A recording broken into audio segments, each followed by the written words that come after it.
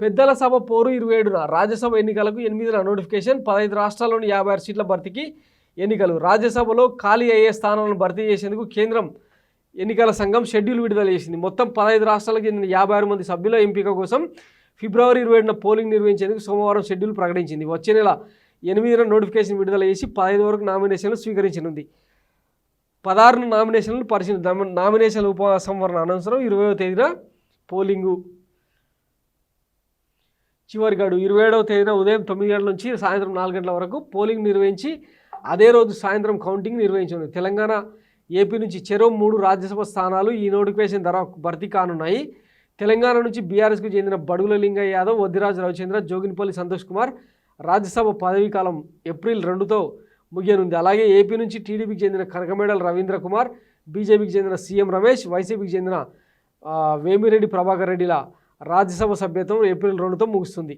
మొత్తంగా తెలుగు రాష్ట్రాల్లో ఖాళీ అయ్యే 6 సీట్లను భర్తీ చేయనుంది. మిగిలిన సీట్లలో ఉత్తరప్రదేశ్ నుంచి 10, బీహార్ నుంచి 6, మహారాష్ట్ర నుంచి 6, మధ్యప్రదేశ్ నుంచి 5, పశ్చిమ బెంగాల్ నుంచి 5, గుజరాత్, కర్ణాటక నుంచి 4, ఒడిశా, రాజస్థాన్ నుంచి 3 సీట్ల చొప్పున రాజ్యసభ స్థానాలు భర్తీ కానున్నాయి. ఛత్తీస్గఢ్, హర్యానా, హిమాచల్ ప్రదేశ్, ఉత్తరాఖండ్ నుంచి ఒక్కో స్థానానికి పోలింగ్ జరగనుంది అని చెప్పి వార్త.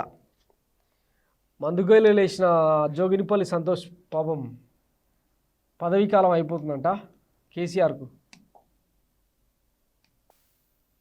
ఇంకా ఏపీలో ఎట్లాగూ జగన్మోహన్ రెడ్డి ఎవరికి అనుకుంటాడో వాళ్ళకే వస్తాయి. కానీ తెలంగాణలో మాత్రం ఇప్పుడున్న పరిస్థితిలో 2 స్థానాలు కాంగ్రెస్కు గ్యారంటీగా వస్తాయి. ఇంకొక స్థానం కోసం పోటీ నెలకొంటుంది.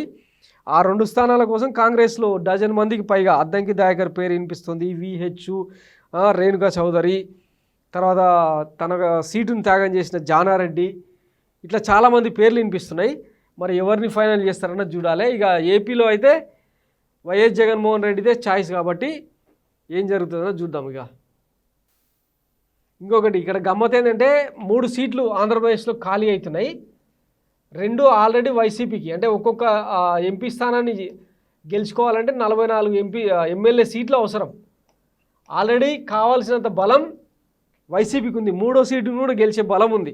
కానీ ఈ 3వ సీటును కొల్లగొట్టేందుకు చంద్రబాబు నాయుడు ప్లాన్లు వేస్తున్నాడు అనమాట.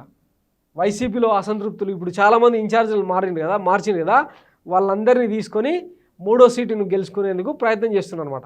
తెలంగాణలో ఎట్లయితే ఓటుకు నోటు కేసును అడ్డం పెట్టుకొని చేసిండో ఇప్పుడు కూడా అట్లాంటి, అంటే బ్యాగులు మోసి సొంతం చేసుకోవాలన్న కసరత్తు చేస్తున్నట. చింత చచ్చినా పులుగు చావలేదని ఒక సామెత అనమాట.